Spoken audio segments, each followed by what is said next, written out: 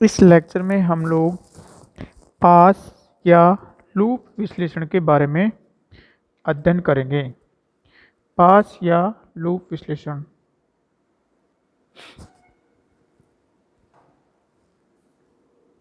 पास या लूप विश्लेषण।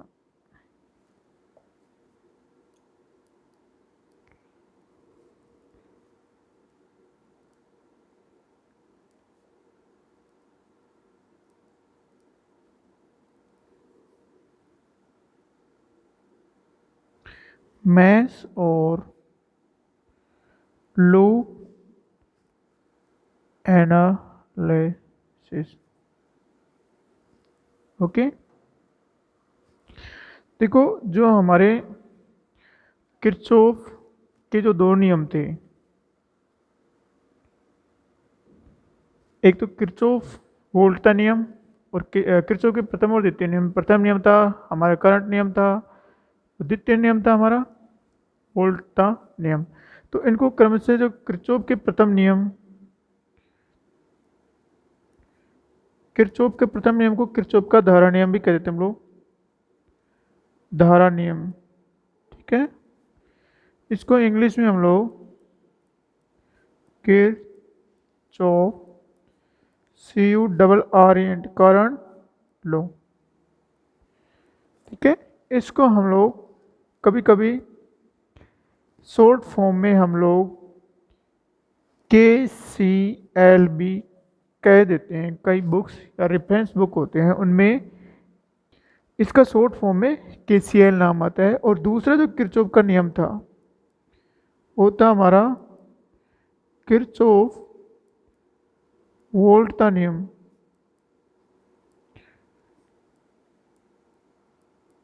किरचॉफ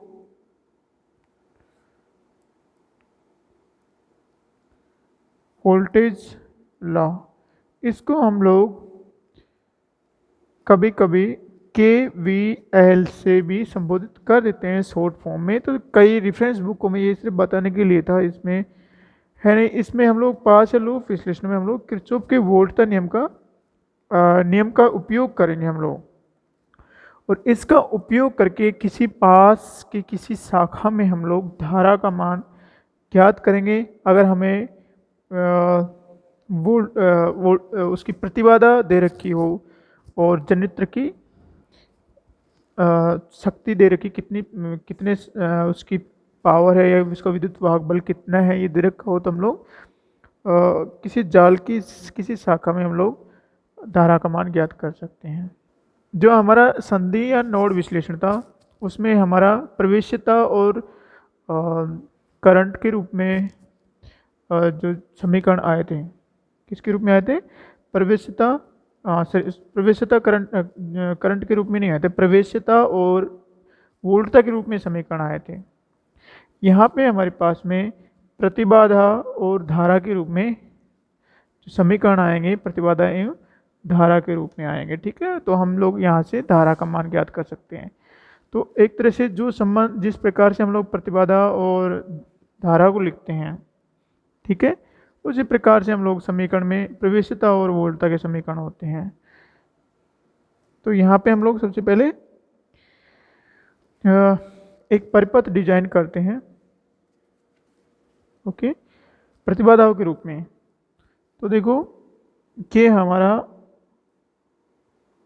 जनित्र है, ओके, E1 ये पॉजिटिव है, E नेगेटिव है, ओके। फिर उसके बाद ये हमारा Z1 है।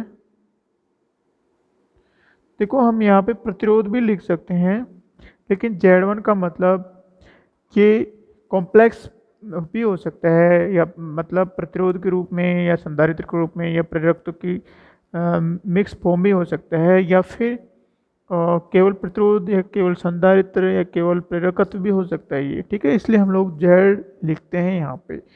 और इससे क्या है, कन्फ्यूजन नहीं रहता है। अगर यहाँ पे हमारे संधारित्र लगा हो और उसकी प्रतिबाधा दे रखी हो तो हम लोग आसानी से, उसका प्रेरकत्व दे रखा हो तो हम लोग आसानी से इस समीकरण की इससे जो समीकरण आएगा उसकी सहायता से हम लोग धारा का मान ज्ञात कर सकते हैं। ये हमारी प्रतिबाधा Z3 है। ओके, ये प्रतिबाधा क्या है, Z3 है। उसके बाद ये हमारी Z2 है। ओके, उसके बाद ये Z4 प्रतिबाधा है और ये हमारा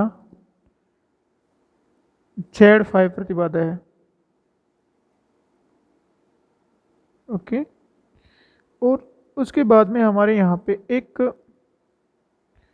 जनित्र और लगा है यहाँ पे, ठीक है, प्लस माइनस ये E2 है इसका विद्युत वाहक बल, और इनका एक जो कॉमन रेफरेंस पॉइंट है वो हमारा ये है, ठीक है, ये कॉमन रेफरेंस है।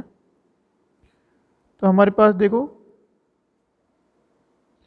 संधि है, हमारे पास एक ये संधि है, एक हमारे पास ये संधि है। ओके, उसके अलावा हमारे पास एक संधि यहाँ पे होगी, इसको हम लोग कॉमन कर देते हैं, बिंदु ओ है। ओके, और इसको हम लोग जैसे ये हमारा ए है, ये हमारा बी है। ओके, अब देखो हम यहाँ पे देखते हैं कि इसमें करंट I1 है।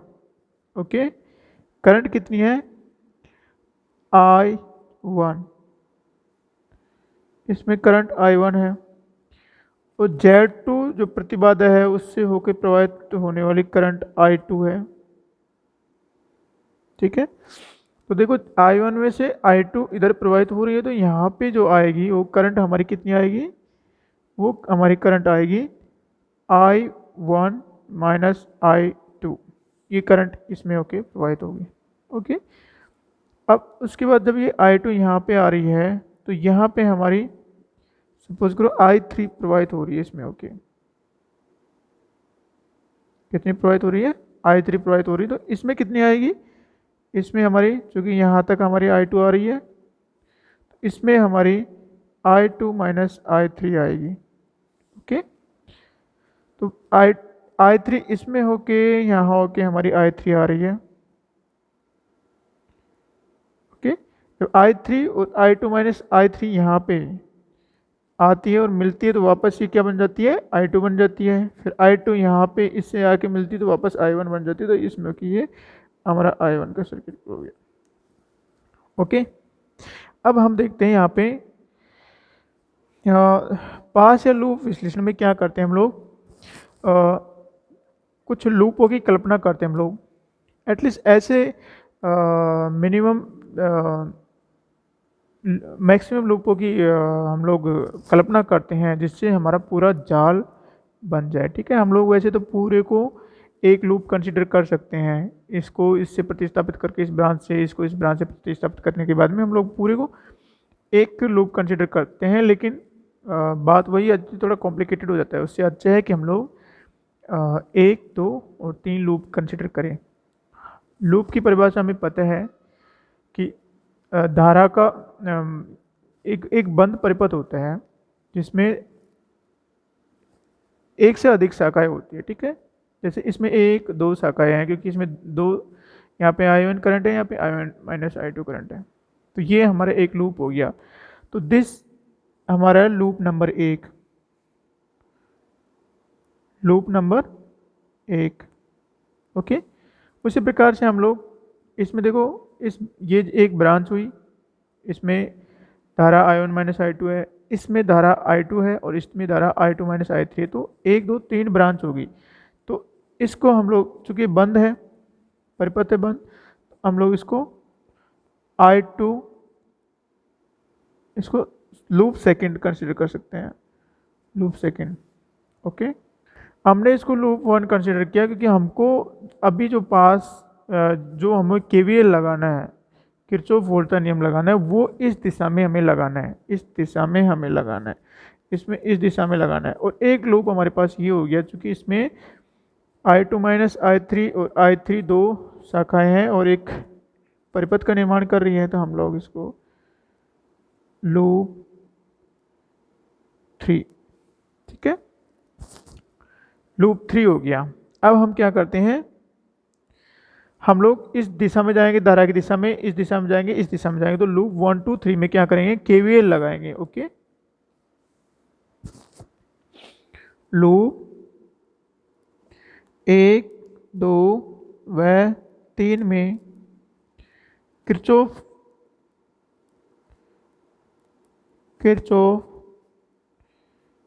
का द्वितीय नियम, जिसको हम लोग केवीएल भी कहते हैं, लगाने पर, प्रयुक्त करने पर,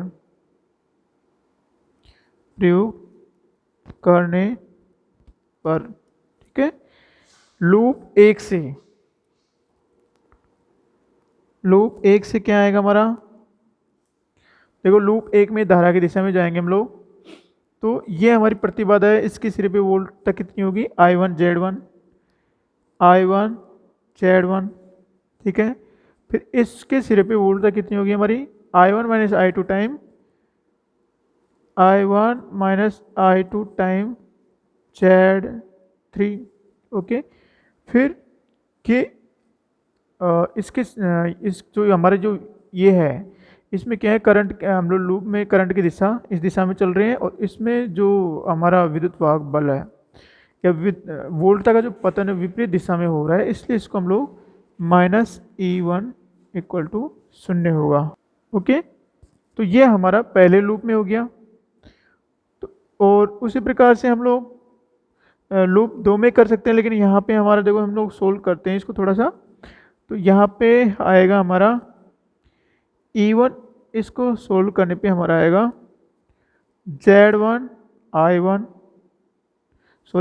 Z1 है हमारा I1 के साथ में, और एक यहाँ पे Z3 भी है, ठीक है, प्लस में Z3 I1, और I2 के साथ में हमारा प्लस माइनस का Z3 I2, फिर उसके बाद में हमारा प्लस I3 हमारा 0 है, तो हम लोग 0 I3 = E1। ये हमारा एक इक्वेशन आ गया। कौन सी इक्वेशन आ गया, समीकरण नंबर 1, समीकरण 1 आ गया हमारा ये। ओके, उसी प्रकार लूप 2 पे हम लोग वोल्ट का नियम अप्लाई करते हैं लूप 2 से, ठीक है। ये तो लूप 1 से था, अब हम लोग लूप 2 से, देखो हम लोग धारा की इस दिशा में जाएंगे, हमने पहले ही डायरेक्शन शो कर दिया, ठीक है। तो यहाँ पे हम लोग जाएंगे तो हमारे पास ये प्रतिबाधा है, एक प्रतिबाधा ये है, एक प्रतिबाधा ये है, तो हमारे पास कोई विद्युत वाहक बल नहीं है, तो हमारे पास सिर्फ वोल्टता पतन है, तो हम लोग उनका योग लिख देते हैं। तो ये हम धारा की इस दिशा में जा रहे हैं, तो हमारी धारा इसमें इसी दिशा में प्रवाहित हो रही है, तो यहाँ पे हमारे जो वोल्टता पतन आएगा वो धनात्मक आएगा, I2 Z2। फिर हम लोग इस दिशा में आ रहे हैं, तो यहाँ पे भी धारा इस प्रतिबाधा में सेम दिशा में, तो वोल्टता पतन इसमें भी धनात्मक आएगा, I2 minus I3 time Z4। और उसके बाद इसमें हम लोग चूँकि लूप में हमारे करंट की डायरेक्शन ये लिए है, लेकिन इसमें धारा नीचे की तरफ आ रही है, तो वोल्टता पतन विपरीत होने के कारण ये हमारा -I1 minus I2 Z3 this = 0 आएगा। इसमें हमारा नेगेटिव इसलिए आता है क्योंकि हमने लूप में धारा की दिशा इस दिशा में कंसिडर किए हैं, तो हम लोग इस दिशा में सबको जोड़ते हैं तो उनका मान 0 आना चाहिए, लेकिन अगर वोल्टता पतन विपरीत दिशा में होती है तो उसको हम लोग नेगेटिव लिखते हैं। इसमें वोल्टता पतन धनात्मक आएगी, इसमें वोल्टता पतन धनात्मक आएगी, और इसमें ऋणात्मक आएगी, क्योंकि इसमें धारा की दिशा इधर की तरफ, अगर ऊपर की तरफ होती तो हम लोग इसको भी पॉजिटिव लिखते हैं। अब हम लोग यहाँ पे सेम इस तरह से इक्वेशन निकालते हैं जिसमें धारा और प्रतिबाधाओं के रूप में समीकरण आएंगे, और I1 I2 I3 और विद्युत वाहक बल के रूप में समीकरण आएंगे। तो यहाँ पे हमारा देखो I1 क्या है, इसको इससे मल्टीप्लाई करेंगे तो I1 पॉजिटिव हो गया, सॉरी नेगेटिव हो गया, और Z3 है जस्ट I1, तो हमारा माइनस का Z3 I1। ओके, फिर उसके बाद में हमारा I2 यहाँ पे है, एक I2 यहाँ है, और एक I2 यहाँ है। देखो I2 Z2 पॉजिटिव है, I2 Z4 पॉजिटिव है, और माइनस माइनस प्लस होने पे I2 पॉजिटिव होने के बाद में हमारा Z3 भी पॉजिटिव आएगा। इस प्रकार से ये प्लस में हमारा Z2 plus Z3 plus Z4 I2, ठीक है। ये हमारे I2 हो गया। और I3 क्या है हमारा, देखो I3 के साथ में सिर्फ माइनस Z4 लगा हुआ है, वो भी नेगेटिव में आएगा, तो हम लोग इसको प्लस में माइनस Z4 करके I3 लिख देते हैं, ठीक है। और विद्युत वाहक बल कितना हमारा, 0 है। तो ये हमारे पास में सेकेंड नंबर की इक्वेशन आ गई, ठीक है। तो लूप या पास विश्लेषण में हमारा ये सेकेंड इक्वेशन आ गया। अब हम लोग तीसरे लूप पे चलते हैं। तीसरे लूप में हम लोग इस दिशा में जाएंगे। तो देखो हमारे पास में यहाँ पे हमारा जो प्रतिबाधा है उसमें धारा की दिशा सेम है, जो हमने लूप में धारा की दिशा कंसिडर कर रहे हैं, जिस दिशा में हम लोग जा रहे हैं। तो इस पे वोल्ट का पतन धनात्मक आएगा, इसमें वोल्ट का पतन धनात्मक आ रहा है, क्योंकि हम लोग इस दिशा में जा रहे हैं, तो प्लस से माइनस जाने पे वोल्ट का पतन हो रहा है, ठीक है। लेकिन यहाँ पे हमारा चूँकि हम लोग इस दिशा में कंसिडर कर रहे हैं लूप को, तो यहाँ पे धारा विपरीत दिशा में आ रही है, तो ये नेगेटिव आएगा, इस पे वोल्ट का पतन नेगेटिव आएगी। तो हम लोग इस प्रकार से समीकरण लिखते हैं। तो हमारा समीकरण क्या क्या आएगा, देखो लूप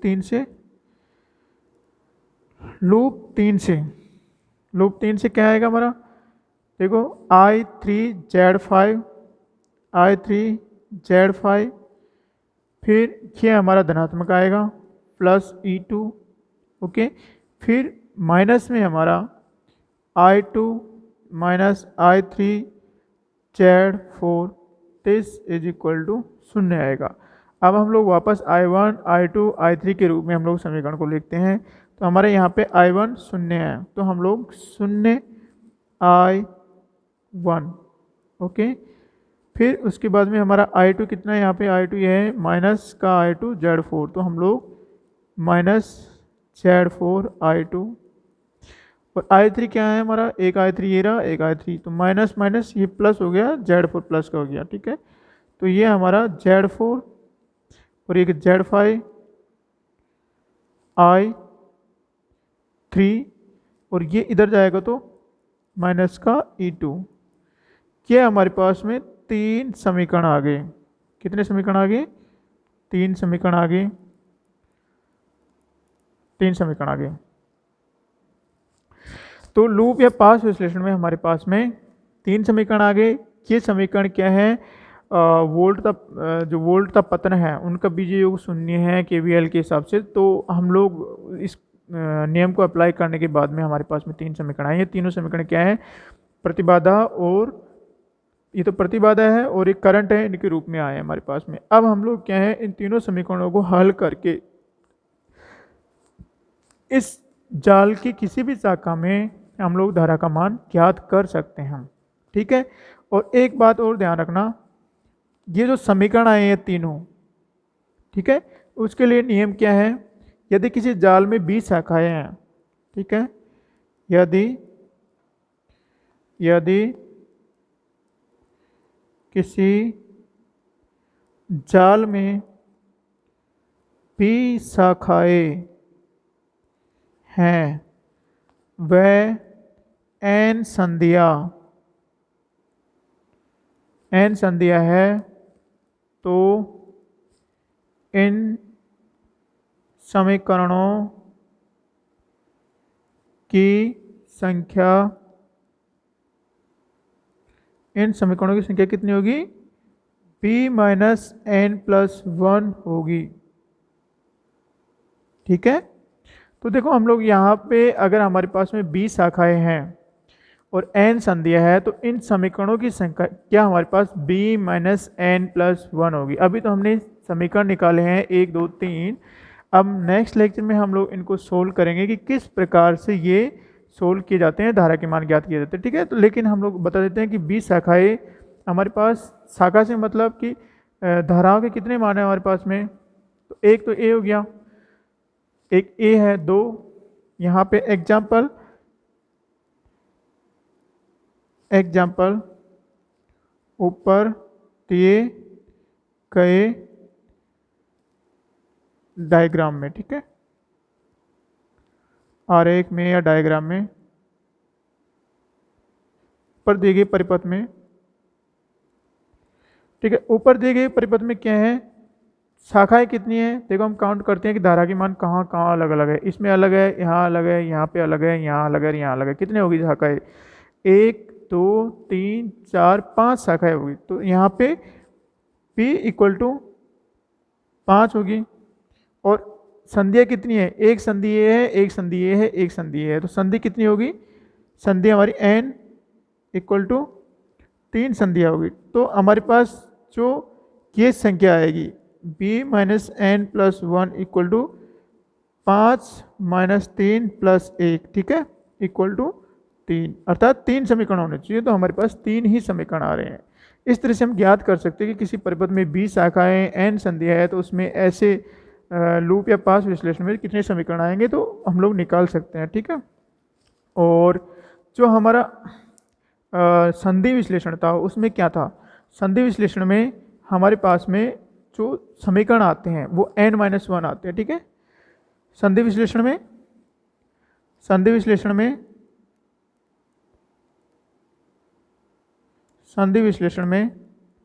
n-1 समीकरण प्राप्त होते हैं,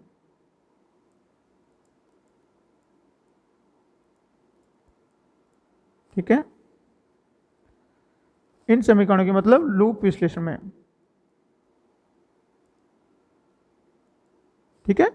तो लूप विश्लेषण में हमारे पास b माइनस एन प्लस 1 समीकरण प्राप्त होते हैं और संधि विश्लेषण में हमारे पास n-1 समीकरण प्राप्त होते हैं। अब नेक्स्ट लेक्चर में हम लोग इन तीनों को किस प्रकार से सोल्व करते हैं वो बताएंगे, ठीक है। Thank you.